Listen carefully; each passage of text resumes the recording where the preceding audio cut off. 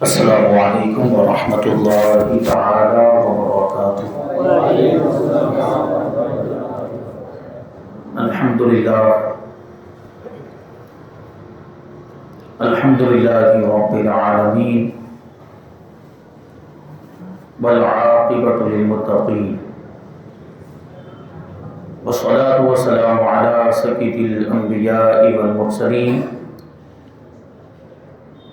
وعلى آلہ واصحابہ اجمعین، اما بعد۔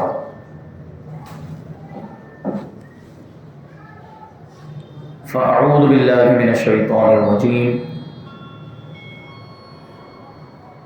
بسم اللہ الرحمن الرحیم۔ وَسَيُجَنَّبُهَا الْأَتْقَى الَّذِي يُؤْتِي مَالَهُ يَتَزَكَّى۔ صدق اللہ مولانا العظیم، وصدق رسولہ النبی الامین المتین الکریم،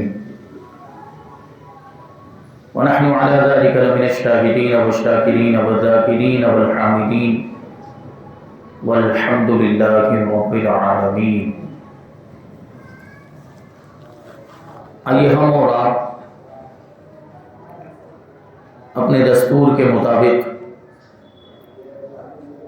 سب سے پہلے حضور سرور کائنات، فخر موجودات، باعث تخلیق کائنات، احمد مجتبی محمد مصطفیٰ صلی اللہ علیہ وسلم کی بارگاہ بے کس پناہ میں درود و سلام کا ہدیہ پیش کریں اور پڑھیں اللہم صلی علی سیدنا و مولانا محمد معدن الجود والکرم وآلہ الکرام وابنہ الکریم وبارک وسلم۔ صلاۃ و سلام علیک یا رسول اللہ صلی اللہ تعالی علیہ وسلم۔ ابھی حضرت مولانا ابو بکر صاحب قبلہ نے میرے بارے میں کچھ تعریفی جملے کہے، میں اپنے آپ کو اس کے قابل نہیں سمجھتا، لیکن اللہ تبارک و تعالیٰ کی بارگاہ میں دعا کرتے ہیں کہ جیسا انہوں نے کہا اللہ تبارک و تعالیٰ مجھے ویسا بنائے، اور اللہ تبارک و تعالیٰ ان کو بھی، چونکہ ان کا نام ابو بکر ہے، اللہ تبارک و تعالیٰ ان کو حضرت سیدنا ابو بکر صدیق رضی اللہ تعالیٰ عنہ کا صدقہ عطا فرمائے۔ بہرحال ہم سب یہاں پر امیر المؤمنین خلیفۃ المسلمین، خلیفہ بلا فصل، حضور پاک صلی اللہ علیہ وسلم کے بلا فصل خلیفہ، پہلے خلیفہ، مسلمانوں کے پہلے خلیفہ حضرت سیدنا ابو بکر صدیق رضی اللہ تعالیٰ عنہ کی بارگاہ میں خراج عقیدت پیش کرنے کے لیے جمع ہوئے ہیں۔ اللہ تبارک و تعالیٰ ہماری اس محفل کو اپنی بارگاہ میں قبول فرمائے اور اس کو ہمارے لیے آخرت میں ذریعہ نجات بنائے، جو کچھ بھی بیان ہو اس پر ہم سب کو عمل کرنے کی توفیق عطا فرمائے، اور حضرت سیدنا ابو بکر صدیق رضی اللہ تعالی عنہ کے فیوز و برکات سے ہم سب کو مالا مال فرمائے۔ بڑی مبارک محفل ہے، بڑی برکت والی محفل ہے، خلیفہ رسول کا تذکرہ، اور وہ بھی کیسے خلیفہ جن کو یار غار بھی کہا جاتا ہے، جو حضور پاک صلی اللہ علیہ وسلم کے سچے پکے دوست بھی۔ حضور پاک صلی اللہ علیہ وسلم سے حضرت ابو بکر صدیق کی کیسی دوستی تھی، یہ بھی ابھی آپ سماعت کریں گے۔ دوست ہو تو ایسا ہو، دوست ہو تو صدیق اکبر جیسا ہو، جو ہر موقع پر ساتھ دے، ہر بھلائی میں، ہر نیک کام میں ساتھ دے، زندگی کے ہر موڑ پر ساتھ دے، وہ دوست ہوتا ہے صدیق اکبر۔ بہرحال حضرت ابو بکر صدیق رضی اللہ تعالیٰ عنہ حضور پاک صلی اللہ علیہ وسلم کے سچے ساتھی، خلیفہ، صحابی ابن صحابی، ابو الصحابی ہیں۔ ابھی حضرت ابو بکر صدیق رضی اللہ تعالیٰ عنہ کی یہ خصوصیت ہے کہ 4 نسلیں صحابیت کے منصب پر فائز ہیں۔ یہ ابو بکر صدیق رضی اللہ تعالیٰ عنہ کی خصوصیت، آپ کے والد بھی صحابی، آپ خود بھی صحابی، آپ کے بیٹے بھی صحابی، آپ کے پوتے اور نواسے بھی صحابی، 4 پیڑھیاں، ہم بولتے ہیں نا پیڑھی، 4 پیڑھیاں صحابیت کا شرف حاصل ہوا، 4 پیڑھیوں کو یہ حضرت ابوبکر صدیق رضی اللہ تعالیٰ حضور پاک صلی اللہ علیہ وسلم سے رشتہ۔ روایتوں میں آیا کہ 7ویں پشت میں حضرت ابوبکر صدیق رضی اللہ تعالیٰ عنہ کا شجرہ نسب حضور پاک صلی اللہ علیہ وسلم کے شجرے سے جا کر مل جاتا ہے 7ویں پشت میں۔ پہلے حضور پاک صلی اللہ علیہ وسلم کا شجرہ سناؤں گا، پھر صدیق اکبر کا شجرہ سناؤں گا، آپ کو سمجھ میں آ جائے گا۔ حضور پاک صلی اللہ علیہ وسلم آپ صاحبزادے ہیں حضرت عبداللہ کے، اور حضرت عبداللہ صاحبزادے ہیں حضرت عبد المطلب کے، وہ صاحبزادے ہیں حضرت ہاشم کے، وہ صاحبزادے ہیں حضرت عبد مناف کے، اور وہ صاحبزادے ہیں حضرت کلاب کے، وہ صاحبزادے ہیں حضرت قصی کے، وہ صاحبزادے ہیں حضرت مرہ کے، وہ صاحبزادے ہیں حضرت کعب کے، وہ صاحبزادے ہیں حضرت لوئی کے، اور وہ صاحبزادے ہیں حضرت غالب کے، وہ صاحبزادے ہیں حضرت فہر کے، اور وہ صاحبزادے ہیں حضرت سیدنا مالک رضی اللہ تعالیٰ عنہ کے۔ اور یہ حضرت مالک وہ ہیں کہ 58ویں پشت میں ان کا شجرہ نسب حضرت ابراہیم خلیل اللہ علیہ السلام سے جا کر ملتا ہے۔ تو اس میں ایک نام آیا 7ویں پشت میں، حضور کی 7ویں پشت میں نام آیا ہے مرہ بن کعب۔ مرہ بن کعب نام آیا ہے، مرہ بن کعب بن لوئی بن غالب بن فہر بن مالک۔ یہاں پر جا کر مرہ پر جا کر حضرت ابوبکر صدیق رضی اللہ تعالیٰ عنہ کا شجرہ نسب، خاندانی شجرہ حضور کے خاندانی شجرے سے مل جاتا ہے۔ حضرت ابوبکر کا شجرہ ابو بکر عبداللہ بن عثمان ابو قحافہ بن عامر بن عمرو بن کعب بن سعد بن تیم بن مرہ، یہ شجرہ اس طریقے سے حضرت ابوبکر صدیق رضی اللہ تعالیٰ عنہ کا حضرت مرہ پہ جا کر حضور پاک صلی اللہ علیہ وسلم سے مل جاتا ہے۔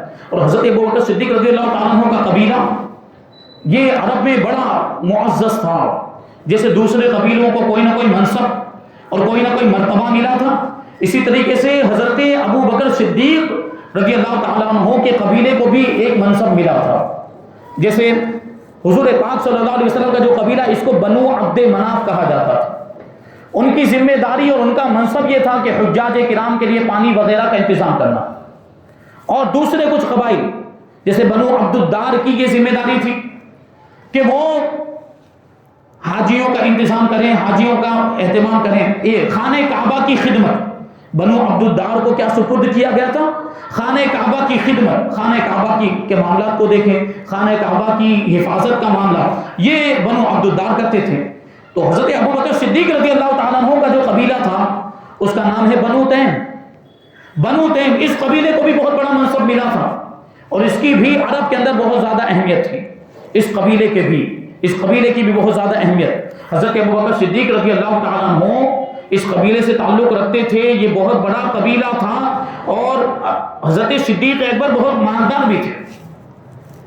آپ وہ دیکھیں کہ آپ کو ابو بکر کہا جاتا ہے، ابو بکر آپ کی کنیت ہے، جبکہ آپ کا نام مختلف روایتوں کے اعتبار سے 3 روایتیں ہیں آپ کے نام کے بارے میں۔ ایک روایت میں عبداللہ آیا ہے، ایک روایت میں عبد الکعبہ آیا ہے، اور ایک روایت میں عتیق آیا ہے۔ اب ان ساری روایتوں میں تطبیق کی صورت یہ ہے کہ پہلے یعنی ایام جاہلیت میں آپ کا نام عبد الکعبہ تھا، یعنی کعبے کا بندہ تو اللہ کا ہوتا ہے نا، کعبے کا بندہ نہیں ہوتا۔ تو جب آپ مسلمان ہوئے تو حضور پاک صلی اللہ علیہ وسلم نے آپ کا نام تبدیل فرما کے عبداللہ رکھ دیا۔ عبد الکعبہ نہیں، کعبے کا بندہ نہیں، اللہ کا بندہ۔ عبداللہ کا مطلب کیا ہوتا ہے؟ اللہ کا بندہ۔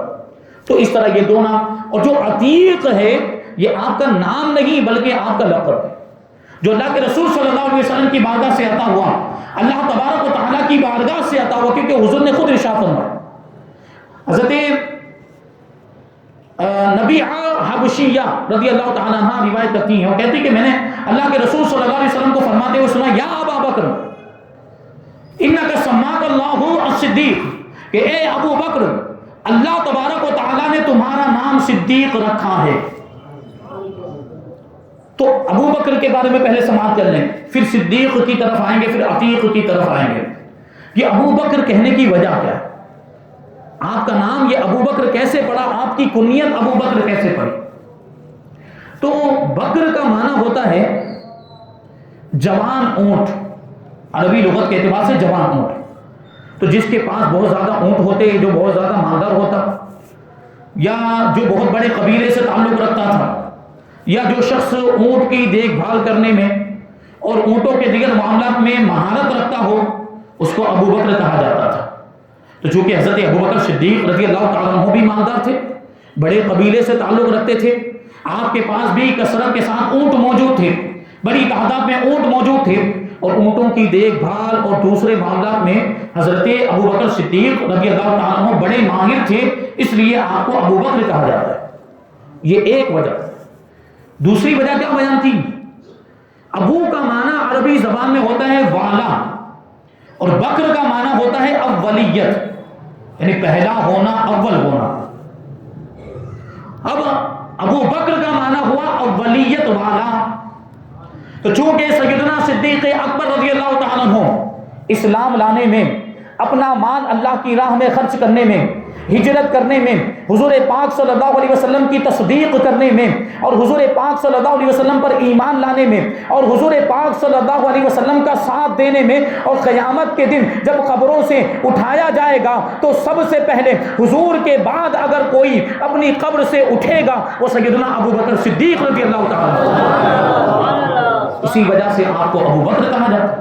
تیسری ایک وجہ اور بیان کی، روایتوں میں آیا کہ کنیا بی بکر لابتکارہ الخصال الحمیدہ، کہ سیدنا صدیق اکبر کو ابو بکر اس لیے بھی کہا جاتا ہے کہ وہ شروع ہی سے خصائل حمیدہ کے متصف تھے، یعنی پہلے ہی سے اچھی اچھی خوبیاں اور اچھی اچھی عادتیں آپ کے اندر پائی جاتی تھیں، اس لیے آپ کو ابو بکر کہا جاتا ہے۔ اور ابھی آپ دیکھیں گے کیسی خوبیاں اللہ تعالیٰ نے، کیسے کمالات آپ کو عطا فرمائے تھے، کیسی پاکیزہ طبیعت کے مالک تھے۔ آپ کا جو ایک لقب ہے عتیق، جو عتیق کا مطلب ہوتا ہے آزاد، اور یہ لقب آپ کو اللہ کے رسول کی بارگاہ سے ملا۔ حضرت ام المؤمنین عائشہ صدیقہ رضی اللہ تعالیٰ عنہ فرماتی کہ ایک مرتبہ حضور نے میرے والد ماجد سے ارشاد فرمایا، انت عتیق من النار، اے ابو بکر تم جہنم سے آزاد ہو۔ اور ایک مرتبہ کی بات ہے، ام المؤمنین فرماتی ہیں کہ حضور پاک صلی اللہ علیہ وسلم میرے گھر کے صحن میں تشریف فرما تھے، میں گھر کے اندر بیٹھی ہوئی تھی، اور صحابہ کرام بھی صحن کے اندر موجود تھے، اور میرے بیچ میں اور ان کے بیچ میں ایک چارپائی رکھ دی گئی تھی پردے کے لیے۔ ام المؤمنین حضرت عائشہ صدیقہ فرماتی ہے کہ صحابہ کرام صحن کے اندر موجود ہیں، حضور پاک صلی اللہ علیہ وسلم بھی صحن میں تشریف رکھتے ہیں، اور میں گھر کے اندر صحابہ کرام اور میرے درمیان ایک چارپائی کو آڑ بنا کر رکھ دیا گیا۔ فرماتی اتنے میں میرے والد ماجد سیدنا ابو بکر صدیق رضی اللہ تعالیٰ عنہ تشریف لائے، تو اللہ کے رسول صلی اللہ علیہ وسلم نے ارشاد فرمایا، من اراد ان ينظر الى عتیق من نار فلينظر الى ابی بکر، کہ جو چاہتا ہے کہ وہ کسی جہنم سے آزاد شخص کو دیکھ لے، اسے چاہیے کہ وہ ابو بکر کو دیکھے، کیونکہ ابو بکر جہنم سے آزاد ہے۔ کیونکہ عتیق کا لقب اللہ کی بارگاہ سے بھی ملا اور رسول اللہ کی بارگاہ سے بھی ملا۔ اللہ کی بارگاہ میں بھی حضور پاک صلی اللہ علیہ وسلم کے صدقے میں حضرت ابو بکر صدیق رضی اللہ تعالیٰ عنہ کا لقب عتیق ہے۔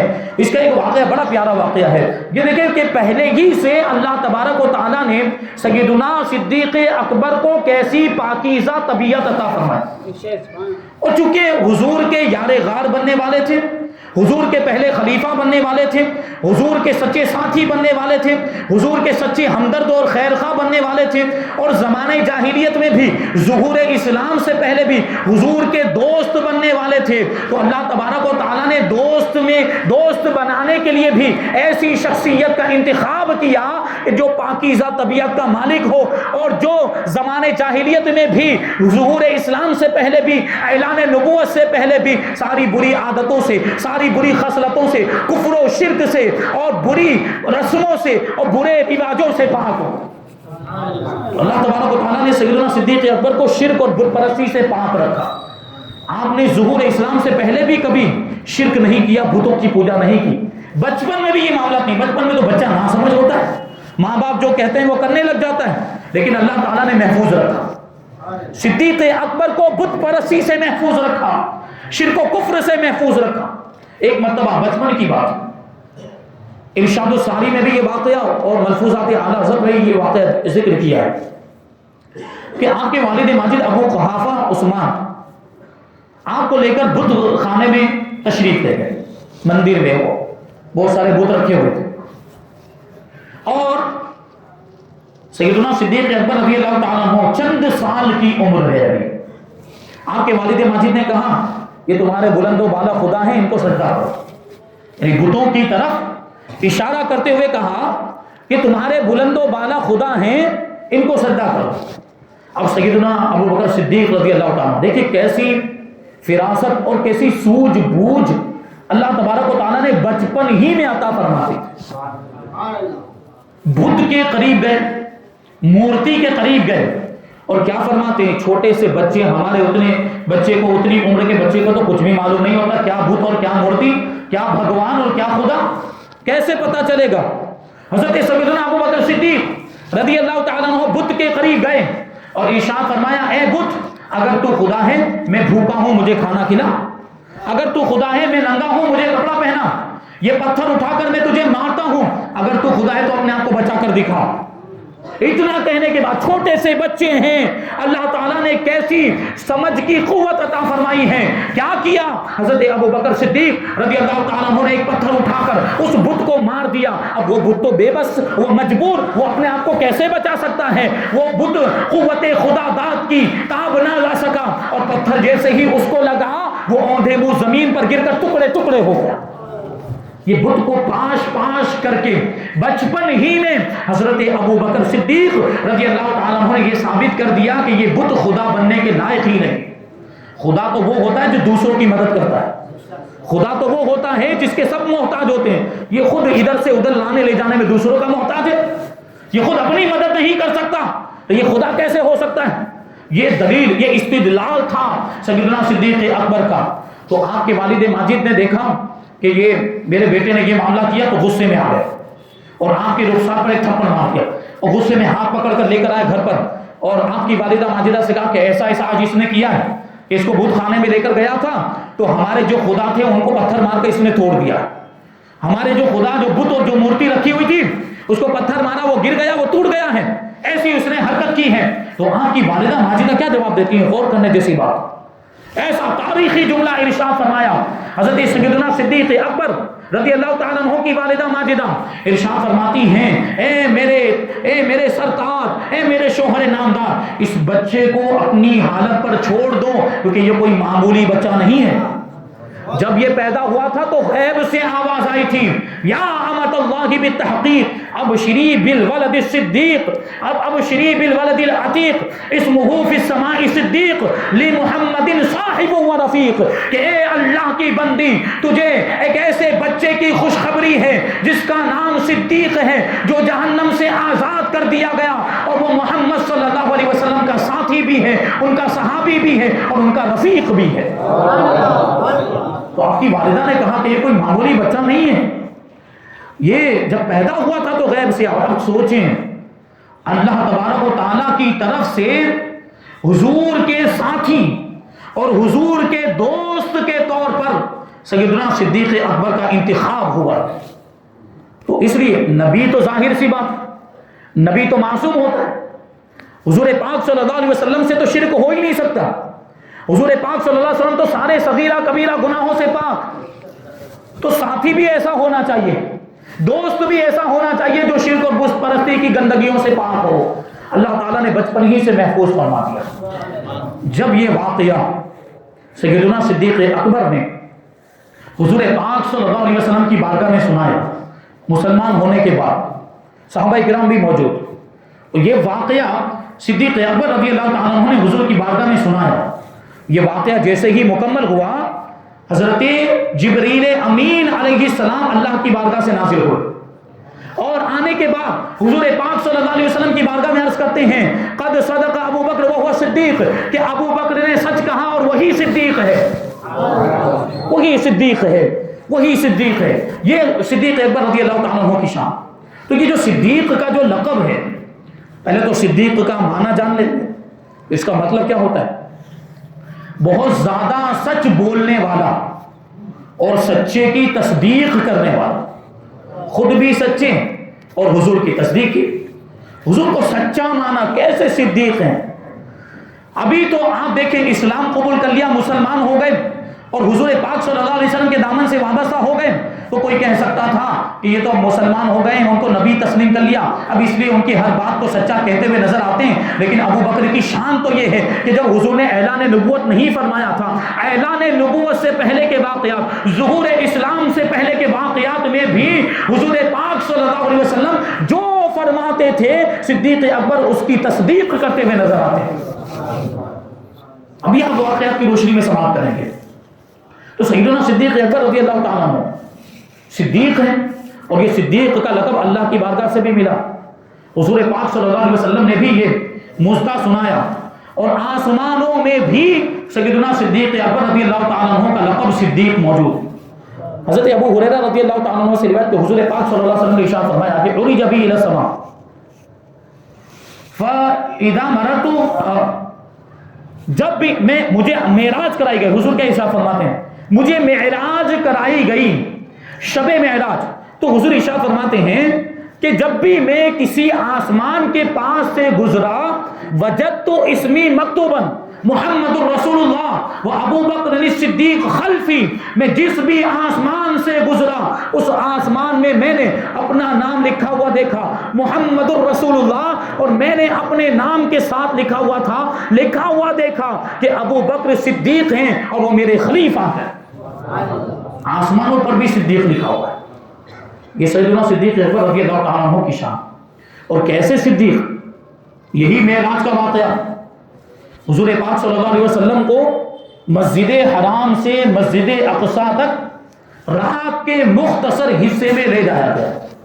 اس کو قرآن مجید کے اندر بھی بیان کیا گیا، سبحان الذی اسری بعبدہ لیلا من المسجد الحرام الی المسجد الاقصی، پاک ہے وہ ذات جو لے گیا راتوں رات اپنے خاص بندے کو مسجد حرام سے مسجد اقصی تک۔ حضور پاک صلی اللہ علیہ وسلم جب معراج سے واپس تشریف لائے تو مکہ والوں کے سامنے یہ واقعہ بیان کیا کہ میں گزشتہ رات کو مختصر سے وقت میں یہ مسجد حرام سے مکہ مکرمہ سے مسجد اقصی فلسطین ملک شام کا سفر کر کے آیا ہوں۔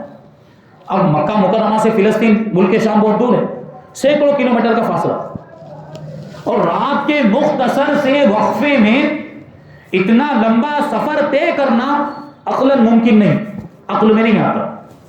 تو وہ جو ظاہر سی بات، وہ کفار تو ویسے بھی بہانہ ڈھونڈتے، ان لوگوں نے انکار کر دیا، یہ ہو ہی نہیں سکتا کہ رات کے مختصر سے وقت میں کوئی اتنا لمبا سفر طے کر کے آ جائے، ہم نہیں مانتے۔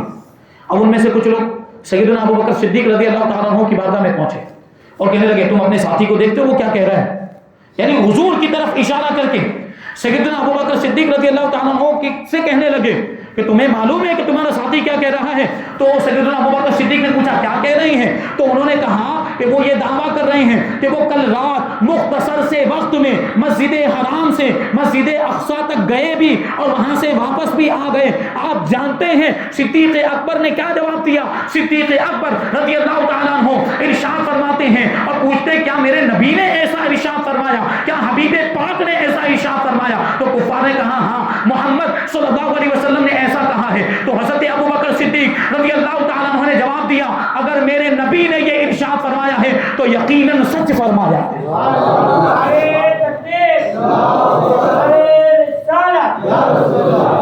اب سیدنا ابو بکر صدیق رضی اللہ تعالیٰ عنہ نے جب ارشاد فرمایا تو کفار کہنے لگے تو ایسی بات میں بھی ان کی تصدیق کرتے ہو جو عقل میں نہیں آتی، یہ کیسے عقل میں ہے؟ یہ تو ناممکن لگتا ہے، ایسی بات میں بھی تم اس کو سچا مان رہے ہو۔ تو جانتے ہیں ابو بکر نے کیا جواب دیا؟ سیدنا صدیق اکبر رضی اللہ تعالیٰ عنہ نے جواب دیا یہ تو کم حیرت انگیز بات ہے، یہ تو کم تعجب خیز بات ہے، اس سے بھی زیادہ حیرت انگیز اور اس سے بھی زیادہ تعجب خیز اور اس سے بھی زیادہ عقل میں نہ آنے والی باتوں میں بھی میں محمد صلی اللہ علیہ وسلم کی تصدیق کرتا ہوں، ان کو سچا مانتا ہوں۔ یہ سیدنا صدیق اکبر ایسے ہی صدیق نہیں کہا جاتا، یہ شان ہے سیدنا صدیق اکبر رضی اللہ تعالیٰ عنہ کی۔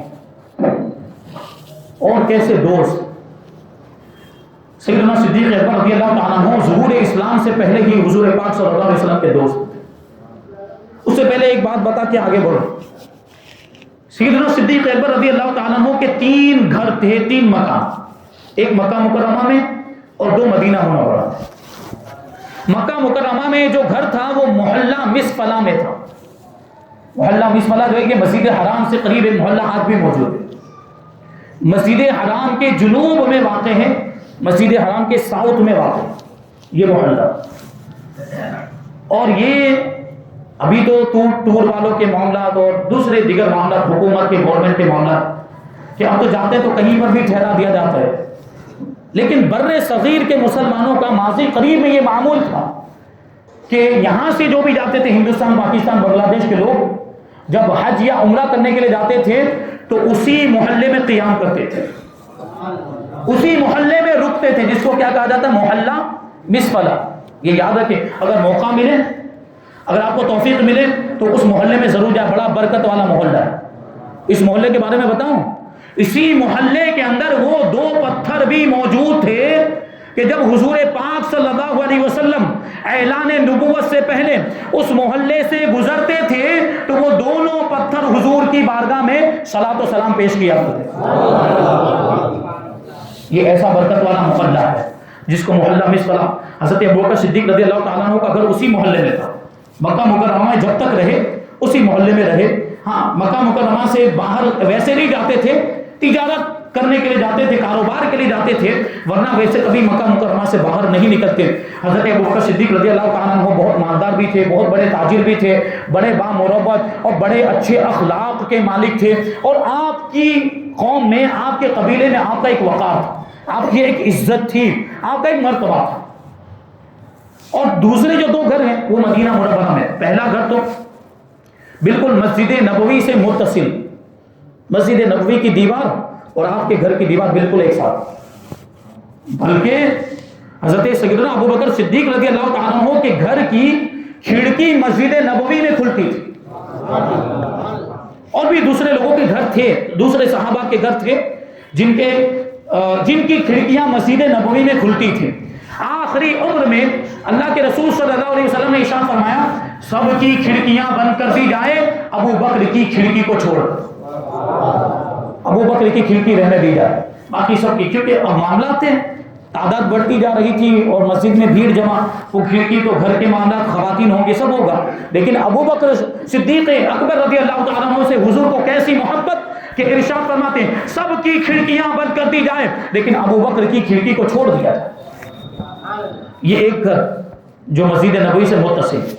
دوسرا گھر جو تھا وہ مقام صنع میں تھا، جو مسجد نبوی سے تقریباً 1 کوس 3-4 کلومیٹر کے فاصلے پر، اور یہی وہ مکان تھا جہاں سے حضور کی ظاہری وفات کے وقت حضرت ابوبکر صدیق رضی اللہ تعالیٰ عنہ دوڑتے ہوئے آئے۔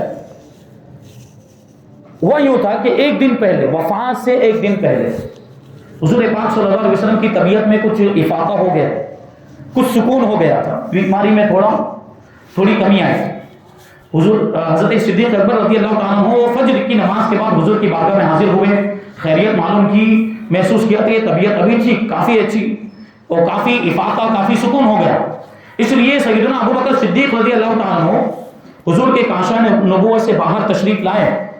صحابہ کرام نے بھی پوچھا کہ حضور کی طبیعت کیسی ہے، تو حضرت صدیق اکبر نے بتایا ابھی کافی ٹھیک ہے اور کافی جو ہے کہ سکون ہے، وہ بیماری میں کمی آئی ہے۔ تو حضرت صدیق اکبر رضی اللہ تعالیٰ عنہ بھی یہ سوچ کر مطمئن ہو گئے کہ ابھی تو طبیعت ٹھیک ہے، اس لیے آپ وہ والے مکان میں تشریف لے گئے جو 4 کلومیٹر کے فاصلے پر تھا، اور صحابہ کرام بھی اپنے اپنے مکان میں تشریف لے گئے۔ دوسرے دن جب وفات کی خبر آئی تو سیدنا صدیق اکبر رضی اللہ تعالیٰ عنہ وہاں سے دوڑتے اور بھاگتے ہوئے حضور کی بارگاہ میں تشریف لائے۔ تو یہ 2 مکان مدینہ منورہ میں، اور مکہ مکرمہ میں ایک مکان تھا جو محلہ مصفلہ میں تھا۔ یہ اس کا ذکر اس لیے کر رہا ہوں کہ اس کا تعلق آگے والے واقعے سے۔ سیدنا صدیق اکبر رضی اللہ تعالیٰ عنہ ظہور اسلام سے پہلے ہی حضور کے دوست تھے۔ سیدتنا عائشہ صدیقہ رضی اللہ تعالیٰ عنہ فرماتی ہیں کہ اللہ کے رسول صلی اللہ علیہ وسلم ہمارے گھر پہ تشریف لایا کرتے تھے میرے والد ماجد سے ملاقات کرنے کے لیے۔ فرماتی کوئی دن ایسا نہیں گزرتا تھا کہ جس دن صبح اور شام کے وقت اللہ کے رسول صلی اللہ علیہ وسلم ہمارے گھر پر میرے والد ماجد سے ملاقات کرنے کے لیے تشریف نہ لاتے تھے۔ روزانہ کتنی گہری دوستی ہوگی آپ سوچیں. آج ہمارے معاملات کہ ہم بھی دوست بناتے ہیں, ہمارے بھی دوست یار ہوتے ہیں, لیکن ایسے معاملات نہیں. آج کل تو مطلبی دوست, مطلب کے لیے آپ کے ساتھ رہتے ہیں. پیسہ روپیہ یا کوئی ضرورت ہے دنیاوی معاملہ تو ان کی مطلب ہے وہاں تک آپ کے ساتھ, ابھی مطلب ختم تو آپ کو چھوڑ دیں گے. لیکن صدیق اکبر کیسے دوست کہ کوئی بھی موقع ہو, چاہے مشکل ہو, چاہے آسانی ہو, چاہے مصیبت ہو, چاہے صلح کا وقت ہو, چاہے جنگ کا موقع ہو, چاہے طبیعت خراب ہو, کیسے بھی معاملات ہو, صدیق اکبر رضی اللہ تعالیٰ عنہ نے ہمیشہ ہر وقت حضور پاک صلی اللہ علیہ وسلم کا ساتھ دیا ہر موقع پر. اور صدیق اکبر کو بھی تو کیسی محبت تھی اور کیسا لگاؤ تھا. بعض روایتوں میں تو آیا ہے کہ دن بھر تو حضور کے ساتھ رہتے تھے, دن بھر حضور کے ساتھ. بلکہ آپ نے خواہش بھی ظاہر کی تھی حضور کی بارگاہ میں. حضور نے پوچھا ابو بکر تمہاری کیا خواہش؟ تو ابو بکر نے کہا میری 3 خواہش. غور کریں, اور وہ 3 چیزوں کو ہم بھی اپنانے کی کوشش کریں. مشکل ہے, کچھ چیزیں تو مشکل ہے, لیکن تمنا تو کر سکتے ہیں. حضرت صدیق اکبر نے کہا یا رسول اللہ 3 آرزو ہیں. حضور نے پوچھا کیا؟ فرمایا الجلوس بین یدیک وانفاق مالی علیک والنظر الیک وانفاق مالی علیک والجلوس بین یدیک.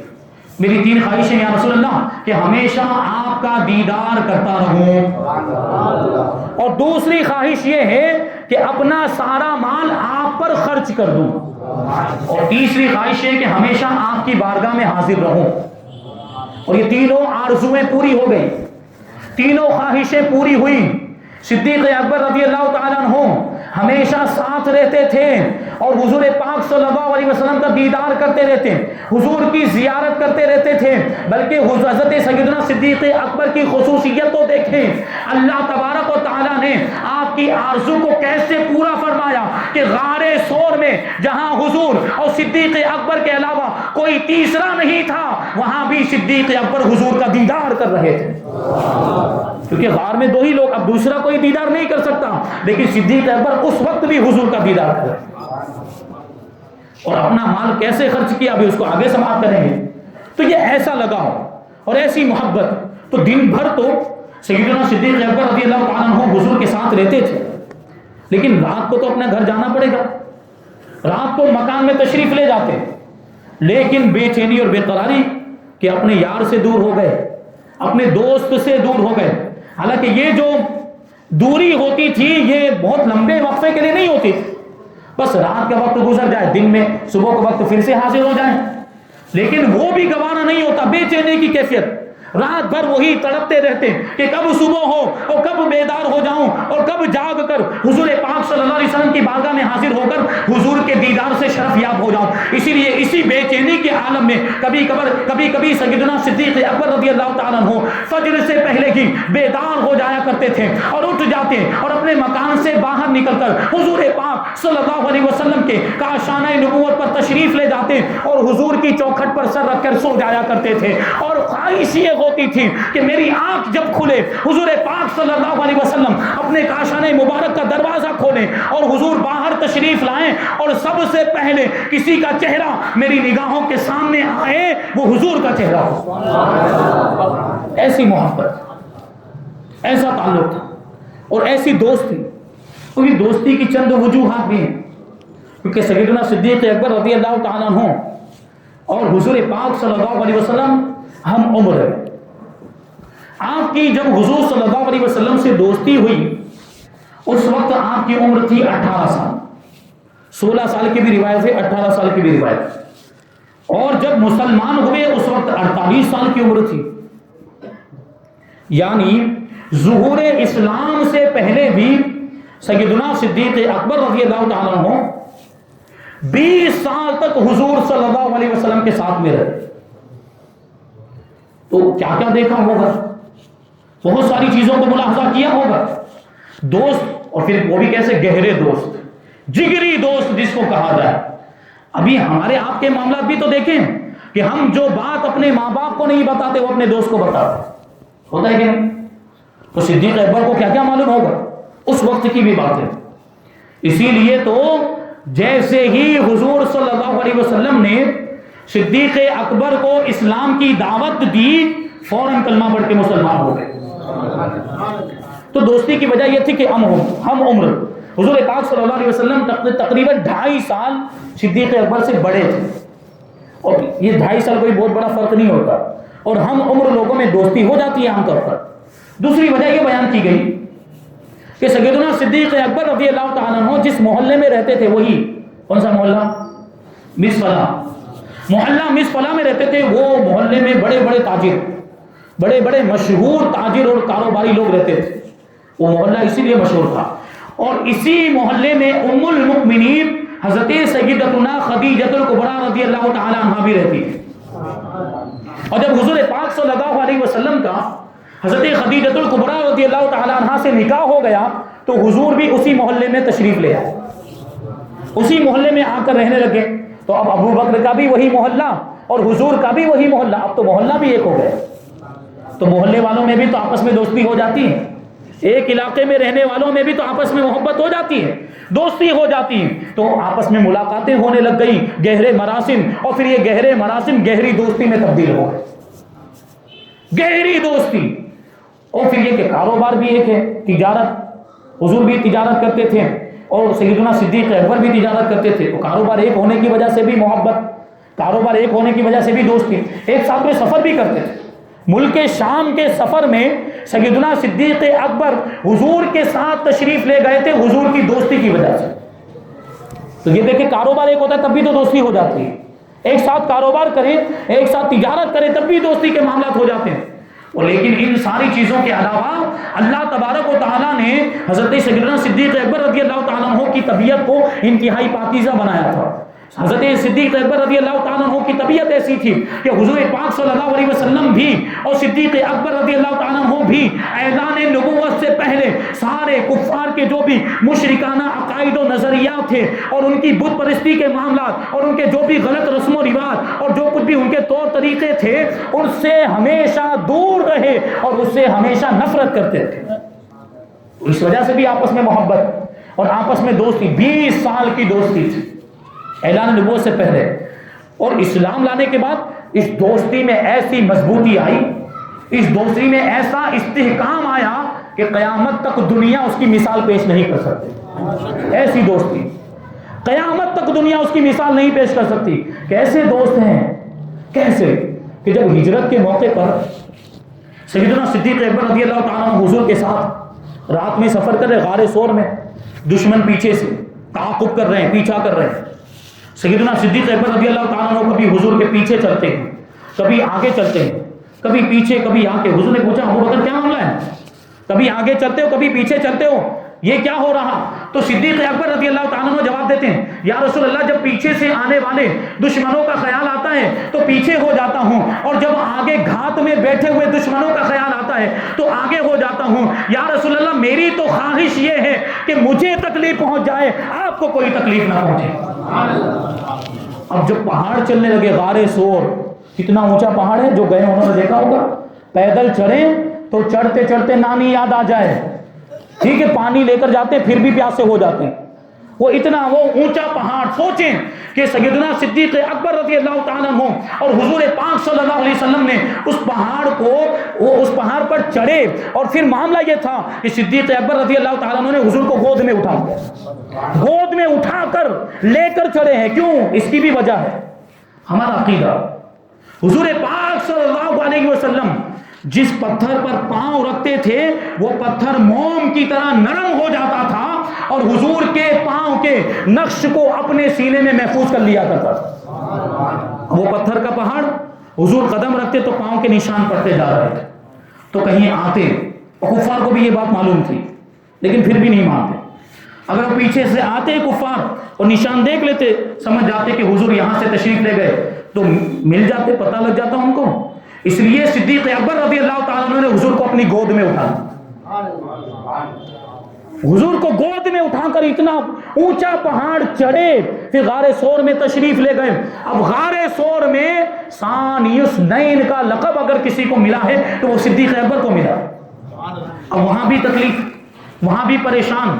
سب سے پہلے تو حضور کو جانے نہیں دیا، بشر واقعہ، خود گئے صفائی کی اور سب دیکھا وہ سوراخ وغیرہ، کیونکہ وہ غار جو گفائیں ہوتی وہاں تو موذی جانور، خطرناک جانور بھی ہوتے ہیں، تو سارے سوراخوں کو بند کر دیا کہ کوئی کسی سوراخ میں سے کوئی جانور نہ نکل جائے. اپنا کپڑا تہبند پھاڑ پھاڑ کر اور تہبند ختم ہو گیا، سطر کے برابر ہی رہ گیا تھا، ایک سوراخ باقی رہ گیا تو اس میں اپنا انگوٹھا رکھ دیا اور پھر حضور کو بلایا. حضور تشریف لائے اور ابو بکر کے زانوں پر اپنا سر مبارک رکھ کے محو خواب ہو گئے، آرام فرمانے لگ گئے. اب انگوٹھا رکھا ہوا ہے. اب وہ صاحب بھی تو حضور کے دیدار کا مشتاق تھا، اس کو تو اس کے باپ دادا نے بتایا تھا کہ ایک وقت آئے گا کہ نبی آخر الزمان اس غار میں تشریف لائیں گے، ان کے دیدار سے محروم نہ ہونا. وہ صاحب بھی حضور کے دیدار کی خواہش رکھتا ہے، وہ نکلنے کی کوشش کر رہا ہے کہ میں نکلوں، ڈنک مارنے کے لیے نہیں کہ میں نکلوں، مجھے بھی حضور کا دیدار ہو جائے. ابو بکر صدیق اس خوف سے اپنے انگوٹھے کو نہیں ہٹا رہے تھے کہ کوئی موذی جانور ہوگا، کہیں میرے نبی کو، میرے آقا کو کوئی تکلیف نہ پہنچ جائے. انگوٹھا نہیں ہٹا رہے. صاحب نے بار بار اپنے سر کو حضرت ابو بکر صدیق کے انگوٹھے پر رگڑا کہ ہٹا دیں گے، لیکن نہیں ہٹایا. آخر کار صاحب نے سیدنا صدیق اکبر کے انگوٹھے پر ڈنک مارا. اب کیا ہوا؟ تکلیف، اور تکلیف ہوتی تو بے ساختہ آنکھوں سے آنسو آ جاتے ہیں، تو آنسو نکلے اور آنسو بہ کر حضور کے چہرے مبارک، حضور کی آنکھ کھل گئی. فرمایا ابو بکر کیا ہوا؟ حضور لگتا ہے کسی موذی جانور نے مجھے ڈنک مار لیا ہے، کسی سانپ وغیرہ نے میرے انگوٹھے میں ڈنک مار دیا. اللہ کے رسول نے ارشاد فرمایا ابو بکر گھبرانے کی ضرورت نہیں ہے. لعاب دہن نکالا، لگا دیا اور تکلیف ایسے دور ہو گئی جیسے کہ کچھ ہوا ہی نہیں تھا. یہ جان ساری تقریباً جان دے ہی دی تھی نا حضور پر. وہ کیا اعلیٰ حضرت نے ارشاد فرمایا صدیق بل کے غار میں جان اس پہ دے چکے، تقریباً جان ہی قربان کر دے. یہ شان ہے سیدنا صدیق. ایسی دوستی ایسی ہونی چاہیے. دوست بنائیں تو ایسے کو دوست بنائیں جو آپ کو بھلائی کے کاموں کا حکم دے، نیک کاموں کی طرف لے جائیں. ایسے کو دوست نہ بنائیں جو گناہوں کی طرف لے جائے. آج کل تو ایسی دوستیاں ہو گئی، کیا دوست یار مل کر کمپنی بن گئی، سرکل بن گیا، فلمیں دیکھنے جا رہے ہیں، گناہوں کے کام کرنے کے لیے جا رہے ہیں، اور بے حیائی کے کام سب مل جل کر جاتے ہیں. اچھا ان میں ان کے سرکل میں اگر کوئی نیک ہوگا، اگر کوئی نمازی ہوگا تو اس کو تانے دیتے ہیں کہ تو ہمارے ساتھ نہیں آتا ہے، تو فلم دیکھنے کے لیے نہیں آتا ہے، تو پکچر دیکھنے کے لیے نہیں آتا ہے، جو فلاں بے حیائی کا ہم کام کرتے ہیں بڑے فخر سے بیان کرتے ہیں، اس میں تو شریک نہیں ہوتا، تو ہمارا دوست بننے کے لائق نہیں ہے. یہ آر دلائی جاتی، ارے تم اس کے لائق نہیں ہو، وہ تو نمازی اللہ کا نیک بندہ ہے، تم اس کے قابل نہیں کہ اس کے دوست بنو. وہ تو اللہ کی بارگاہ میں بلند مرتبے پر فائز ہے، اللہ نے اس کو نمازی بنایا ہے، نیک بنایا. تمہاری ذمہ داری تھی کہ ایسے کو دوست بناتے، ایسے کے ساتھ اٹھتے بیٹھتے، اور تم بھی اس کی طرح نیک بن جاتے، تم بھی اس کی طرح نمازی بن جاتے. جبکہ یہاں تو الٹا ہو رہا ہے، نمازی بے نمازی ہو رہے ہیں دوستی یاری کے چکر میں. اللہ تعالیٰ توفیق عطا فرمائے. تو دوست ہو تو صدیق اکبر جیسا دوست. حضرت رضی اللہ تعالیٰ نے بہت پیاری بات ابھی یاد آ گئی، فتاوی رضویہ کی 11ویں جلد میں ارشاد فرمایا. فتاوی رضویہ شریف کے اندر ارشاد فرماتے ہیں کہ اولیاء کرام فرماتے ہیں کہ پوری کائنات میں نہ مصطفیٰ جیسا کوئی پیر ہے، نہ صدیق جیسا کوئی مرید ہے. زبردست بات ارشاد فرمائے.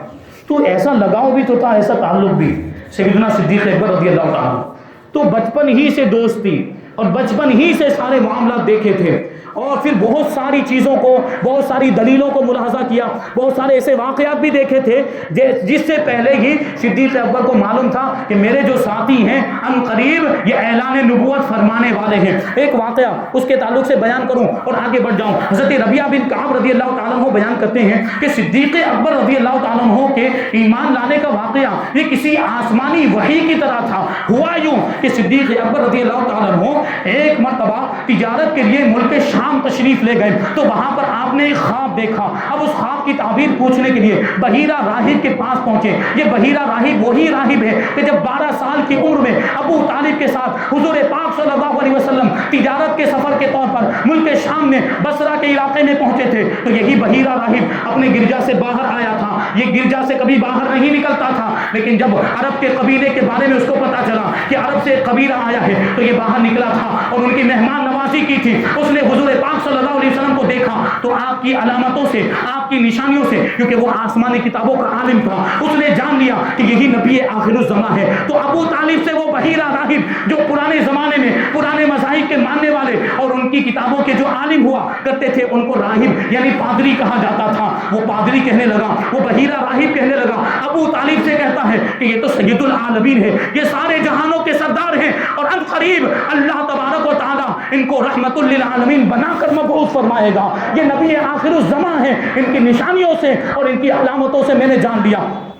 تو ابو طالب نے بحیرہ راہب سے پوچھا تمہیں کیسے پتا چلا کہ یہ نبی آخر الزمان ہے، یہ سید العالمین ہے، یہ سید المرسلین ہے؟ تو بحیرہ راہب کیا جواب دیتا ہے، ابو طالب کیا تم نے نہیں دیکھا کہ جب تم لوگ گھاٹی سے نیچے اتر رہے تھے، وہ پہاڑ کے راستے سے نشیبی علاقے میں، ڈھلان والے علاقے میں اتر رہے تھے، تو کیا تم نے یہ بات ملاحظہ نہیں کی اس راستے میں کوئی درخت اور کوئی پتھر ایسا نہیں ہوگا جس نے محمد صلی اللہ علیہ وسلم کی بارگاہ میں صلاۃ و سلام نہ پیش کیا؟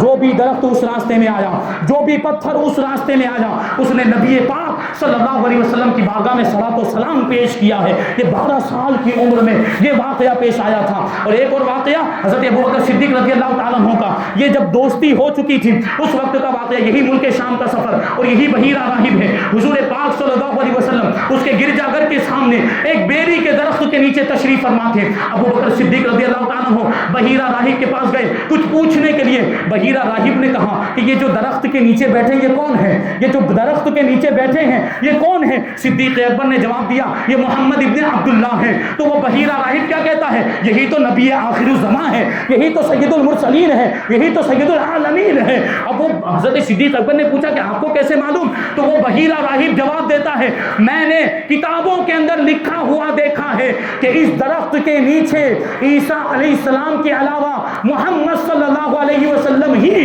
بیٹھ سکتے ہیں، دوسرا کوئی بیٹھ ہی نہیں سکتا ہے، اور یہ بیٹھے ہیں، یہ تشریف فرما ہوئے ہیں، اس کا مطلب یہ ہے کہ یہی نبی آخر الزمان ہے۔ صدیق اکبر فرماتے ہیں اسی وقت سے مجھے حضور کے بارے میں احساس ہو چکا تھا، حضور کی تصدیق دل میں جم گئی تھی۔ تو یہ والا واقعہ صدیق اکبر رضی اللہ تعالیٰ عنہ ملک شام تشریف لے گئے، خواب دیکھا، بحیرہ راہب کے پاس پہنچے اور خواب بیان کیا، تعبیر پوچھی۔ تو بحیرہ راہب کہتا کہاں سے آئے؟ صدیق اکبر کہتے ہیں کہ مکہ سے۔ کون سے قبیلے سے تعلق؟ فرمایا قریش۔ کیا کرتے ہو؟ تاجر ہو، تجارت کا کام کرتے ہو۔ بحیرہ راہب نے اتنا سننے کے بعد جواب دیا کہ ان قریب تمہاری قوم میں ایک عظیم الشان نبی مبعوث ہوگا، ان کی زندگی میں تم ان کے وزیر بنو گے اور ان کی ظاہری وفات کے بعد ان کے خلیفہ اور جانشین بنو گے۔ پہلے ہی کہہ دیا تھا بحیرہ راہب نے، جو آسمانی کتابوں کا عالم تھا، اس نے پہلے۔ لیکن کیا ہوا؟ صدیق اکبر رضی اللہ تعالیٰ عنہ نے اس واقعے کو چھپا کے رکھا، پوشیدہ۔ حضور دوست تھے، یار تھے، لیکن بیان نہیں کیا، کیونکہ حضور کا ہی واقعہ حضور ہی سے تعلق رکھتا تھا، اس لیے بیان نہیں کیا۔ انتظار کر رہے تھے کہ کب اعلان نبوت فرمائیں گے اور اس واقعے کو ظاہر کر دیں گے۔ لیکن دیکھیں ہوا کیا پھر۔ صدیق اکبر نے تو یہ سوچا تھا کہ موقع ملے گا تو خود بیان کریں گے، لیکن ہوا کیا؟ اس کو چھپا کے رکھا۔ جب اللہ کے رسول صلی اللہ علیہ وسلم نے اعلان نبوت فرمایا تو حضور نے صدیق اکبر کو بلایا، اسلام کی دعوت دی، اور حضور نے یہی واقعہ دلیل کے طور پر صدیق اکبر کو سنایا۔ پہلے سنایا تھا، پوشیدہ رکھا۔ حضور عالم غیب ہیں، غیب کی خبریں جانتے ہیں، ابو بکر کے ساتھ کیا ہوا ہے وہ بھی حضور کو پتا ہے۔ اب اتنا سننا تھا، وہ پورا واقعہ جو صدیق اکبر نے پوشیدہ رکھا تھا، کسی کو بیان نہیں کیا تھا، جب یہ واقعہ حضور پاک صلی اللہ علیہ وسلم نے ابو بکر کے بتائے بغیر دلیل کے طور پر خود ہی ابو بکر کو سنا دیا تو ابو بکر صدیق مچل گئے۔ حضور پاک صلی اللہ علیہ وسلم کو گلے سے لگا لیا اور پیشانی کا بوسہ دیتے ہوئے عرض کرتے ہیں یا رسول اللہ، میں گواہی دیتا ہوں کہ اللہ کے سوا کوئی معبود نہیں، اور میں گواہی دیتا ہوں کہ آپ اللہ کے سچے رسول ہیں۔ فوراً کلمہ پڑھ کے مسلمان ہو گئے۔ اسی طرح کا ایک واقعہ ہے، سیدنا صدیق اکبر خود ہی ارشاد فرماتے ہیں کہ زمانے جاہلیت کی بات ہے کہ میں ایک مرتبہ ایک درخت کے نیچے بیٹھا ہوا تو اچانک وہ درخت کی شاخ میری قریب ہونے لگی، یہاں تک کہ وہ اتنی قریب ہوئی، اتنی قریب، جھکنے لگ، جھکتے جھکتے وہ شاخ اتنی قریب ہوئی کہ میرے سر سے لگ گئی. تو میں دیکھ رہا تھا، سوچ رہا تھا تعجب کہ یہ کیا ہو رہا ہے. یہ درخت کی شاخ خود بخود میرے سر کے قریب آ گئی اور میرے سر سے لگ گئی. میں یہ سوچ ہی رہا تھا کہ اچانک اس درخت کے اندر سے آواز آئی، اس درخت میں سے ایک غیبی آواز آئی کہ کوئی کہہ رہا ہے کہ اے ابو بکر، ان قریب فلاں وقت میں نبی آخر الزماں تشریف لائیں گے، فلاں وقت میں نبی آخر الزماں تشریف لائیں گے تو تم ان پر ایمان لانا اور ان کے ساتھی بن جانا اور اس طریقے سے سعادت مند بن جانا. حضرت سیدنا صدیق اکبر رضی اللہ تعالیٰ عنہ اس درخت سے کہتے ہیں کہ واضح کرو کس کی بات کر رہے ہو، کون ہوں گے نبی آخر الزماں. تو درخت کے اندر سے آواز آئی، وہ درخت نے جواب دیا کہ وہ جو نبی آخر الزماں ہیں وہ حضرت محمد ابن عبداللہ ہیں صلی اللہ علیہ وسلم. تو حضرت صدیق اکبر کہتے ہیں کہ وہ تو میرے دوست ہیں، وہ تو میرے ساتھی ہیں، وہ تو میرے حبیب ہیں.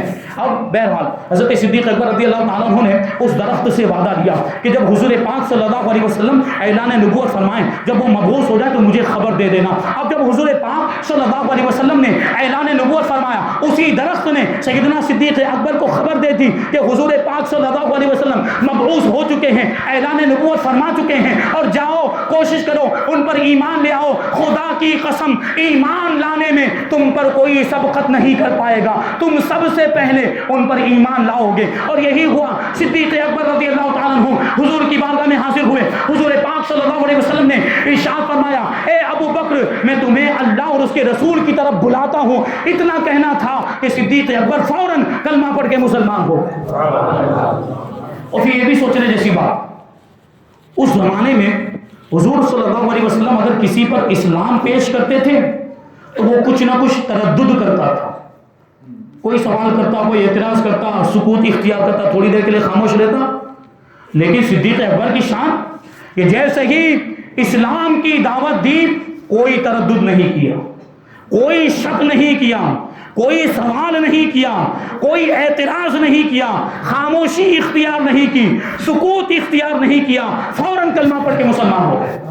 اس کی وجہ امام بیہقی نے یہ بیان کی ہے کہ چونکہ صدیق اکبر رضی اللہ تعالیٰ عنہ نے اعلان نبوت سے پہلے ہی بہت ساری ایسی چیزیں دیکھی تھی جس سے ابو بکر صدیق کو پتہ چل گیا تھا کہ میرے جو ساتھی ہیں یہی نبی آخر الزماں ہیں. تو اب کوئی شک کی بات ہی نہیں تھی. حضرت ابو بکر صدیق نے تو وحی کی ابتدا کی کیفیت کو بھی ملاحظہ کیا تھا. صدیق اکبر نے یہ خواب بھی دیکھے تھے. صدیق اکبر نے حضور کا بچپن دیکھا تھا. صدیق اکبر نے حضور کا اٹھنا بیٹھنا دیکھا تھا، حضور کا چلنا پھرنا دیکھا تھا. حضور پاک صلی اللہ علیہ وسلم کے ساتھ زندگی کے ہر موڑ پر حضور کے ساتھ رہے تھے. حضرت صدیق اکبر جانتے تھے کہ ایک نبی اور اس کے اندر کیسی صفتیں ہونی چاہیے، اور وہ سارے واقعات آپ کے سامنے تھے. اسی وجہ سے جیسے ہی حضور نے صدیق اکبر کو اسلام کی دعوت دی فوراً کلمہ پڑھ کے مسلمان ہو گئے. یہ شان ہے سیدنا صدیق اکبر. اور جو میں نے دوسری بات بیان کی، وَإِنفَاقُ مَالِي عَلَيْكَ، یا رسول اللہ میری خواہش یہ ہے کہ اپنا مال آپ پر خرچ کر دوں. اور پھر ایک ایسا خرچ کیا کہ حضور خود ارشاد فرماتے ہیں کہ ما نفعنی مال الخط ما نفعنی مال ابی بکر، کہ ابو بکر کے مال نے مجھے جتنا نفع پہنچایا کسی اور کے مال نے نفع نہیں پہنچایا. اچھا ہم اور آپ سے کوئی اگر کوئی بڑا آدمی ایسا کہتے ہم تو بھول جائیں گے. ہمارا بڑا کوئی ہم سے کہے، جیسے پیر صاحب کہتے کہ تم سے میرے کو بہت فائدہ ہوا ہے، تمہاری ذات سے مجھے بہت نفع پہنچا ہے، تو ہم تو خوش ہو جائیں، بہت بڑی بات. لیکن صدیق اکبر کی شان رونے لگ گئے جب حضور نے یہ ارشاد فرمایا کہ ابو بکر کے مال نے مجھے جتنا نفع پہنچایا کسی اور کے مال نے نفع نہیں پہنچایا. صدیق اکبر اشک بار ہو گئے، آنسو جاری ہو گئے، اور اللہ کے رسول کی بارگاہ میں عرض کرتے ہیں یا رسول اللہ میں خود بھی اور میرا مال یہ سب کچھ آپ ہی کا تو ہے. وہ شاعر کی زبان سے آپ سنیں، وہ شاعر کیا کہتا ہے، کیا پیش کریں آقا کیا چیز ہماری ہے، کیا پیش کریں آقا کیا چیز ہماری ہے، یہ دل بھی تمہارا ہے یہ جان بھی تمہاری ہے. یہ صدیق اکبر کی کیفیت ہے. جنگ تبوک کا موقع مشہور واقعہ، حضور پاک صلی اللہ علیہ وسلم نے اعلان فرمایا کہ کون ہے جو جیش عسرت کو تیار کرے، کیونکہ قحط سالی کا زمانہ، جانوروں کی کمی، ہتھیاروں کی کمی اور دیگر بھی معاملات، اناج بھی نہیں، سامان رسد بھی نہیں، اور جنگ تبوک کا موقع ہے. اللہ کے رسول نے ارشاد فرمایا کہ کون ہے جو جیش عسرت کو تیار کرے، مجاہدین اسلام کی مدد کرے. تو سیدنا عثمان غنی رضی اللہ تعالیٰ عنہ کھڑے ہوئے، 10,000 مجاہدین کا ساز و سامان فراہم کیا ہے. اور 10,000 دینار اللہ کے رسول کی بارگاہ میں پیش کیے، اور اس کے علاوہ 900 اونٹ اور 100 گھوڑے بھی ساز و سامان کے ساتھ سیدنا عثمان غنی نے اللہ کے رسول کی بارگاہ میں پیش کیا۔ وہ تو حضرت عثمان غنی کی یہ شان ہے، لیکن دوسری طرف دیکھیں پھر حضرت فاروق اعظم رضی اللہ تعالیٰ عنہ حضور کا اعلان سن کر اپنے گھر گئے، اپنے گھر کا سارا سامان جمع کیا اور سامان کے 2 حصے کیے، ایک حصہ گھر والوں کے لیے رکھا اور ایک حصہ حضور کی بارگاہ میں پیش کرنے کے لیے لے کر چلے۔ ابھی سوچتے سوچتے جا رہے ہیں، کون؟ فاروق اعظم، آج تو صدیق اکبر سے آگے بڑھ جاؤں گا، آج تو ابو بکر سے آگے بڑھ جاؤں گا، اس سے پہلے میں نے بہت کوشش کی لیکن ہر مرتبہ ابو بکر مجھ سے آگے بڑھ جاتے ہیں، آج ابو بکر سے آگے بڑھ جاؤں گا۔ ابو بکر تو ان کے پاس اتنا مال تھوڑی ہوگا، اتنا سارا مال لے کر نہیں آ پائیں گے۔ یہ فاروق اعظم، دیکھیے یہ صحابہ میں نیک کاموں میں ایک دوسرے سے آگے بڑھنے کا جذبہ، دنیا کے معاملات میں مقابلہ نہیں ہونا چاہیے لیکن نیک کاموں میں مقابلہ ہونا چاہیے، یہ اچھی بات ہے۔ وہ نمازی تو میں بھی نمازی، وہ 5 وقت کی نماز پڑھتا ہے، میں 6 وقت کی تہجد کی بھی پڑھوں گا، یہ جذبہ ہونا چاہیے، یہ جذبہ ہونا چاہیے۔ تو فاروق اعظم نے کیا سوچا کہ آج تو ابو بکر سے آگے نکل جاؤں گا۔ حضور کی بارگاہ میں وہ سامان لا کے پیش کیا۔ حضور نے پوچھا عمر گھر والوں کے لیے کیا چھوڑا؟ عمر کہتے ہیں آدھا سامان چھوڑ کے آیا، آدھا لے کر آ۔ اب یہ بیٹھے ہوئے تھے کہ اتنے میں صدیق اکبر آئے، اور صدیق اکبر کی شان یہ تھی کہ پورے گھر کا سامان لے کر آئے، آدھا نہیں، گھر میں جو کچھ بھی تھا وہ آپ اس کو تعداد کے اعتبار سے یا مقدار کے اعتبار سے دیکھیں یا وزن کے اعتبار سے دیکھیں تو وہ عمر کے لائے ہوئے سامان سے تو کم تھا، لیکن ابو بکر کا جذبہ یہ عمر کے جذبے سے بڑھ کر تھا۔ وہ سارا سامان لے کر آئے۔ جب حضور کی بارگاہ میں اپنے گھر کا سارا سامان حضرت سیدنا صدیق اکبر رضی اللہ تعالیٰ عنہ نے پیش کر دیا، حضور کے قدموں میں لا کر رکھ دیا۔ حضور نے پوچھا ابو بکر اپنے گھر میں کیا چھوڑ کر آئے؟ ابو بکر جواب دیتے ہیں یا رسول اللہ میں اپنے گھر میں اپنے پیچھے اللہ اور اس کے رسول کو چھوڑ کر آیا ہوں کہ میرے لیے بھی اور میرے گھر والوں کے لیے اللہ اور اس کا رسول ہی کافی ہے۔ نعرے تکبیر، مولانا مفتی سلیم مصباح صاحب قبلہ۔ یہ جذبہ تھا ایثار کا، یہ جذبہ تھا قربانی کا۔ اب سوچیں آپ کہ ایسی قربانی پیش کی تو پھر مرتبہ کیا ہوا؟ ابھی صدیق اکبر حضور کی بارگاہ میں ہی ہے، صحابہ اکرام بھی موجود۔ اب دیکھیں کیسا عجیب و غریب واقعہ پیش آیا۔ حضرت جبریل امین آسمان سے تشریف لائے، حضرت جبریل امین آسمان سے تشریف لائے۔ حضرت ابو بکر صدیق رضی اللہ تعالیٰ جب حضور کی بارگاہ میں تو غریبی کا معاملہ، یہ پہلے مالدار تھے لیکن اپنا سارا مال اسلام پر اللہ کی راہ میں قربان کر دیا تھا، حضور پر قربان۔ اب جو غریبی کے معاملات تھے، اب کیا ہوا؟ صدیق اکبر رضی اللہ تعالیٰ عنہ جب حضور کی بارگاہ میں یہ جو اپنے گھر کا سامان لے کر آئے تھے تو ٹاٹ کا لباس پہن کر آئے، ٹاٹ کا لباس، اس میں یہ بٹن بھی نہیں، بٹن کی جگہ پہ کانٹے، ببول کے کانٹے لگے ہوئے۔ سوچیں آپ، لیکن شان دیکھیں، وہ جذبہ اور وہ ایثار اور قربانی اللہ کی بارگاہ میں کیسی قبول ہوئی۔ سیدنا صدیق اکبر ابھی حضور کی بارگاہ میں جبریل امین آسمان سے نازل ہوئے اور جبریل امین نے بھی وہی لباس پہنا ہوا تھا جو صدیق اکبر نے پہنا۔ تو حضور نے پوچھا، جبریل امین سے پوچھا، ہے جبریل یہ کیا پہنا ہے تم نے؟ انسانی شکل میں آئے تھے، یہ کیا لباس پہنا ہے؟ تو حضرت جبریل امین حضور پاک صلی اللہ علیہ وسلم کی بارگاہ میں عرض کرتے ہیں یا رسول اللہ، آج ابو بکر نے جو قربانی پیش کی ہے اور جس ایثار کے جذبے کا اظہار کیا، اللہ تبارک و تعالیٰ کو صدیق اکبر کی یہ ادا اتنی پسند آئی اور یہ قربانی اتنی پسند آئی ہے کہ اللہ تبارک و تعالیٰ نے آسمان والوں کو یہ حکم دے دیا کہ وہ آسمان والے یعنی سارے فرشتے وہی لباس پہن لیں جو صدیق اکبر نے پہنا ہے۔ اور پھر کیا ہوا؟ حضرت جبریل امین حضور کی بارگاہ میں عرض کرتے ہیں یا رسول اللہ، اللہ تبارک و تعالیٰ ابو بکر کو سلام کہتا ہے، ابو بکر کو سلام کہتا ہے اور ارشاد فرماتا ہے کہ اے ابو بکر کیا اس حالت میں تم ہم سے راضی ہو یا ناراض ہو؟ اللہ کے رسول صلی اللہ علیہ وسلم نے جبرائیل کی بات ابو بکر تک پہنچائی اور کہا کہ اللہ تعالیٰ تمہیں سلام کہتا ہے اور اللہ تعالیٰ ارشاد فرماتا ہے کہ اس حالت میں، جس حالت میں اللہ نے تمہیں رکھا ہے اس حالت میں تم اپنے رب سے راضی ہو یا ناراض ہو؟ ابو بکر رونے لگ گئے اور روتے ہوئے عرض کرتے ہیں یا رسول اللہ، میں اپنے پروردگار سے ناراض کیسے ہو سکتا ہوں؟ میں اپنے پروردگار سے ناخوش کیسے ہو سکتا ہوں؟ میں تو ہر حالت میں اپنے رب سے راضی ہوں، راضی ہوں، راضی ہوں۔ یہ جذبہ تھا سیدنا صدیق اکبر رضی اللہ تعالیٰ عنہ کا۔ اور بھی بہت ساری چیزیں ہیں جو بیان کی جا سکتی ہے۔ آخری واقعہ بیان کر کے اپنی بات کو ختم کر دوں۔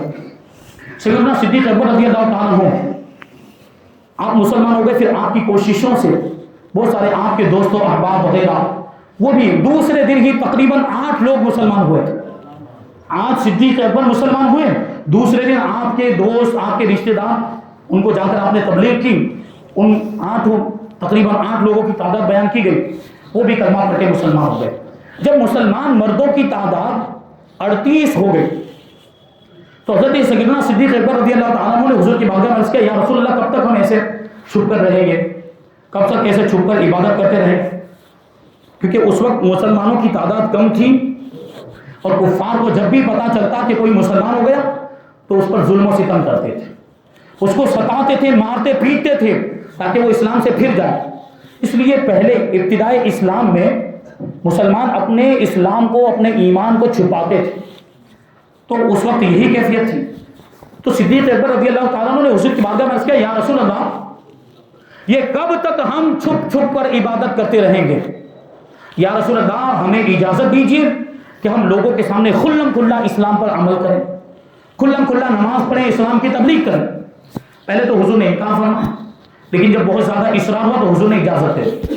اب سیدنا صدیق اکبر رضی اللہ تعالیٰ عنہ پورے مسلمانوں 38 لوگوں کے قافلے کو لے کر حرم پاک میں پہنچے، مسجد حرام میں پہنچے، حضور پاک صلی اللہ علیہ وسلم بھی ساتھ میں۔ اب حضرت سیدنا صدیق اکبر رضی اللہ تعالیٰ عنہ نے خطبہ دینا شروع کر دیا، تقریر کرنا شروع کر دیا۔ اسی وجہ سے سیدنا صدیق اکبر کا ایک لقب خطیب اول بھی ہے، کیونکہ اسلام کی تبلیغ کے لیے سب سے پہلے کسی نے اگر خطبہ دیا ہے، سب سے پہلے اگر کسی نے تقریر کی ہے وہ صدیق اکبر، وہ خطبہ دینا شروع کیا۔ اب جیسے ہی خطبہ دینا شروع کیا، کفار مشرکین چاروں طرف سے مسلمانوں پر ٹوٹ پڑے، مارنے پیٹنے لگ گئے۔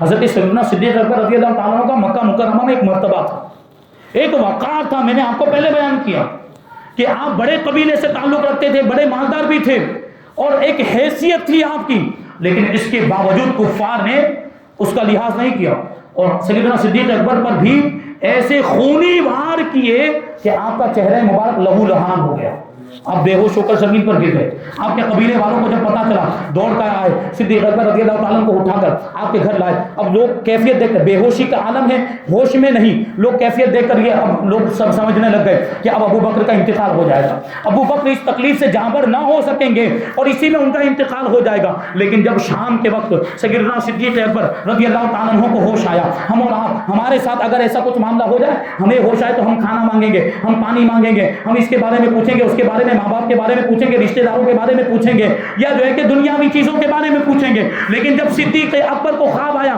خواب سے جب صدیق اکبر کو ہوش آیا، جب صدیق اکبر رضی اللہ تعالیٰ عنہ کو افاقہ ہوا، کسی اور چیز کے بارے میں نہیں پوچھا، کھانا نہیں مانگا، پانی نہیں مانگا، سب سے پہلے جو جملہ صدیق اکبر کی زبان سے نکلا وہ یہ تھا کہ میرے آقا کی کیفیت کیا ہے، میرے حضور کیسے ہیں، حضور کی حالت بیان کی جائے۔ اللہ کے رسول صلی اللہ علیہ وسلم خیریت سے تو ہیں، آپ کی والدہ ماجدہ ام الخیر رضی اللہ تعالیٰ عنہ نے لا علمی کا اظہار کیا، انہوں نے کہا مجھے نہیں پتا کہ حضور کی کیفیت کیا ہے۔ تو حضرت سیدنا صدیق اکبر رضی اللہ تعالیٰ عنہ نے ارشاد فرمایا کہ ام جمیل کے پاس جاؤ، ان سے پوچھو، ان کو حضور کے بارے میں پتا ہوگا۔ ام جمیل اس وقت مسلمان ہو چکی تھی، لیکن وہی نامساعد اور ناموافق حالات کی وجہ سے انہوں نے بھی اپنے اسلام کو چھپا کر رکھا تھا۔ لیکن والدہ ماجدہ، ماں تو ماں ہوتی ہے، بیٹے کی تکلیف دیکھی نہیں گئی۔ رات کے وقت ہی آپ کی والدہ ماجدہ حضرت ام جمیل رضی اللہ تعالیٰ عنہ کے گھر پہنچی اور وہاں پہنچنے کے بعد حضور پاک صلی اللہ علیہ وسلم کے بارے میں پوچھا کہ محمد صلی اللہ علیہ وسلم کیسے ہیں، ان کے بارے میں مجھے بتاؤ۔ تو ام جمیل جو کہ ابھی تک سیدنا صدیق اکبر کی والدہ ماجدہ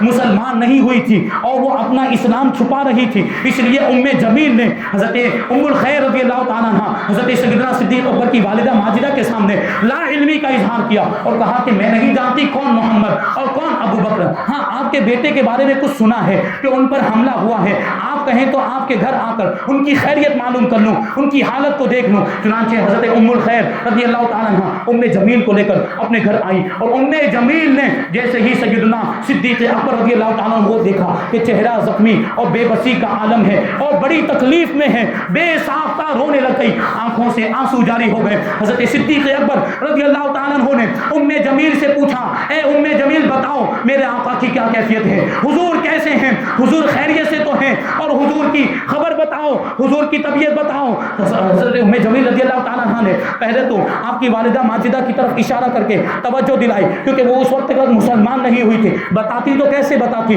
تو صدیق اکبر رضی اللہ تعالیٰ عنہ نے فرمایا ان کی فکر مت کرو، ان کی پرواہ نہ کرو، ان سے ہمیں کوئی خطرہ نہیں ہے، تم بیان کرو کہ حضور کیسے ہیں۔ تو حضرت ام جمیل رضی اللہ تعالیٰ عنہ نے عرض کیا کہ اے ابو بکر، حضور پاک صلی اللہ علیہ وسلم خیریت سے ہیں اور دار ارقم میں موجود ہیں، یعنی حضرت ارقم کے مکان میں موجود ہیں۔ اب اتنا سننا تھا کہ حضرت سیدنا صدیق اکبر رضی اللہ تعالیٰ عنہ ارشاد فرماتے ہیں کہ اب نہ میں کچھ کھاؤں گا نہ میں پیوں گا جب تک کہ میں اپنے نبی کا دیدار نہیں کر لیتا، مجھے کوئی بھی چیز اب پسند نہیں ہے جب تک میں حضور کو دیکھ نہیں لیتا۔ تو یہ خواہش ظاہر کی کہ مجھے لے جایا جائے، حضور کی بارگاہ میں لے جایا جائے۔ چنانچہ آپ کی والدہ ماجدہ حضرت ام الخیر رضی اللہ تعالیٰ عنہ رات کے آخری پہر میں، رات کے آخری حصے میں آپ کو لے کر دار ارقم میں حضور پاک صلی اللہ علیہ وسلم کی بارگاہ میں پہنچی۔ حضرت سیدنا صدیق اکبر کی نظر جیسے ہی حضور پاک صلی اللہ علیہ وسلم کے چہرہ انور پر پڑی، فوراً دوڑ کر لپٹ گئے، گلے سے لگا لیا اور رونا شروع کر دیا۔ اب وہاں پر جتنے صحابہ کرام تھے وہ سب بھی رونے لگ گئے، کیونکہ ابو بکر کی حالت عذاب دیکھی نہیں جا رہی تھی، وہ جو کیفیت تھی، وہ جو غم کی کیفیت تھی اور وہ جو تکلیف تھی وہ دیکھی نہیں جا رہی تھی۔ ابو بکر بھی رو رہے ہیں، حضور بھی رو رہے ہیں، اور وہاں پر جتنے صحابہ کرام ہیں انہوں نے بھی رونا شروع کر دیا، اور حضور پاک صلی اللہ علیہ وسلم حضرت ابو بکر صدیق رضی اللہ تعالیٰ عنہ کو تسلی دے رہے۔ اتنے میں حضرت ابو بکر صدیق رضی اللہ تعالیٰ عنہ نے عرض کیا، یا رسول اللہ صلی اللہ تعالیٰ علیہ وسلم، یہ میری والدہ ماجدہ، یہ ام الخیر ہے، یہ ابھی تک مسلمان نہیں ہوئی، یا رسول اللہ ان کے لیے دعا فرمائیں اور ان کو اسلام کی دعوت دیں کہ یہ بھی مسلمان ہو جائیں۔ اللہ کے رسول صلی اللہ علیہ وسلم نے ان کو اسلام کی دعوت دی، ان کے لیے دعا فرمائی، تو ام الخیر رضی اللہ تعالیٰ عنہ کلمہ پڑھ کے مسلمان ہو گئے۔ یہ اسلام کے لیے قربانیاں سیدنا صدیق اکبر رضی اللہ تعالیٰ عنہ نے پیش کی ہے۔ مذہب اہل سنت و جماعت کا عقیدہ یہ ہے، اور اس پر امت کا اجماع ہے، اہل سنت و جماعت کا اجماع ہے کہ انبیاء اور مرسلین کے بعد سارے عالم سے سب سے افضل اگر کوئی ہے تو وہ صدیق اکبر ہے، ان کے بعد فاروق اعظم، ان کے بعد عثمان غنی، ان کے بعد علی مرتضیٰ، اور ان کے بعد باقی عشرہ مبشرہ، اور ان کے بعد باقی اہل بدر، ان کے بعد باقی اہل احد، اور ان کے بعد باقی اصحاب بیعت رضوان، اور ان کے بعد باقی صحابہ۔ یہ اجماع ہے اہل سنت و جماعت کا، اور اس اجماع کو حضرت سیدنا ابو منصور بغدادی رضی اللہ تعالیٰ عنہ نے نقل کیا ہے۔ یہی اہل سنت و جماعت کا عقیدہ ہے کہ خلیفہ بلا فصل حضور پاک صلی اللہ علیہ وسلم کے براہ راست خلیفہ، پہلے خلیفہ سیدنا صدیق اکبر رضی اللہ تعالیٰ عنہ ہے۔ ابن عساکر نے حضرت عبداللہ ابن عمر سے روایت کی، حضرت عبداللہ ابن عمر فرماتے ہیں کہ ہم ابو بکر، عمر، عثمان اور علی کو دوسرے صحابہ پر فضیلت دیا کرتے تھے، اور اس حال میں کہ حضور پاک صلی اللہ علیہ وسلم ہمارے درمیان تشریف فرما تھے۔ اور حضرت امام احمد ابن حنبل رضی اللہ تعالیٰ عنہ حضرت سیدنا علی مرتضیٰ رضی اللہ تعالیٰ عنہ سے روایت کرتے ہیں، آپ نے ارشاد فرمایا کہ اس امت میں نبی کے بعد سب سے افضل ابو بکر و عمر ہیں۔ علی نے خود فرمایا، علی مرتضیٰ نے مولا کائنات خود فرماتے ہیں کہ اس امت میں نبی کے بعد سب سے افضل ابو بکر و عمر ہیں۔ اور یہی ابن عساکر ہیں، ان کے بھی یہ بڑے حوالے دیتے شیعہ لوگ، ابن عساکر کے تاریخ ابن عساکر کے بڑے حوالے، یہ ابن عساکر ہی نے حضرت عبد الرحمن ابن ابی لیلہ رضی اللہ تعالیٰ عنہ سے روایت کی۔ وہ فرماتے کہ سیدنا علی مرتضیٰ مولا کائنات کرم اللہ وجہہ الکریم نے ارشاد فرمایا کہ جو مجھے ابو بکر و عمر سے افضل کہے گا میں اسے مفتری یعنی جھوٹی تہمت لگانے کی سزا دوں گا۔ خود مولا کائنات ارشاد فرما رہے ہیں، خود حضرت علی کہہ رہے ہیں کہ جو مجھے ابو بکر و عمر سے افضل کہے گا میں اسے جھوٹی تہمت لگانے والے کی سزا دوں گا، یعنی کوڑے لگاؤں گا۔ تو اس سے بھی ثابت ہوا مذہب اہل سنت اور جو اہل سنت و جماعت کا جو عقیدہ ہے کہ سیدنا صدیق اکبر رضی اللہ تعالیٰ عنہ ہی سب سے افضل ہیں۔ حضور پاک صلی اللہ علیہ وسلم کے بعد حضرت سیدنا صدیق اکبر رضی اللہ تعالیٰ عنہ ساری امت سے افضل، اور حضور کے بعد آپ ہی خلیفہ ہوئے اور سارے صحابہ نے آپ کو خلیفہ تسلیم کیا، یہاں تک کہ حضرت مولا کائنات نے بھی آپ کو خلیفہ تسلیم کیا۔ حضرت سیدنا صدیق اکبر رضی اللہ تعالیٰ عنہ تقریباً 2 سال 7 مہینے تک مسند خلافت پر رونق افروز رہے۔ 22 جمادی الاخری ہجری 13 میں وصال ہوا، اس دنیا سے تشریف لے گئے، اور جیسے کہ آپ کی خواہش تھی کہ ہمیشہ حضور کی بارگاہ میں حاضر رہیں، پوری زندگی حضور کے ساتھ رہے، اللہ نے آپ کی تمنا کو کیسے پورا فرمایا کہ وفات کے بعد بھی حضور کے روضہ مبارک میں حضور کے پہلو میں لیٹے ہوئے۔ اسی لیے تو سلایا ہے اپنے پہلو میں، اسی لیے تو سلایا ہے اپنے پہلو میں کہ یار غار کا رتبہ حضور جانتے ہیں، کہ یار غار کا رتبہ حضور جانتے ہیں۔ یہ شان ہے سیدنا صدیق اکبر رضی اللہ تعالیٰ عنہ کی۔ اللہ تبارک و تعالیٰ کی بارگاہ میں دعا ہے کہ جو کچھ بھی بیان ہوا اس پر ہم سب کو عمل کرنے کی توفیق عطا فرمائے۔ سیدنا صدیق اکبر رضی اللہ تعالیٰ عنہ کے فیوز و برکات سے ہم سب کو مالا مال فرمائے، مذہب اہل سنت و جماعت مسلک اعلیٰ حضرت پر ہم سب کو قائم و دائم رکھے، اور اسی پر ہم سب کا خاتمہ فرمائے۔ وما علینا الا البلاغ۔ السلام علیکم۔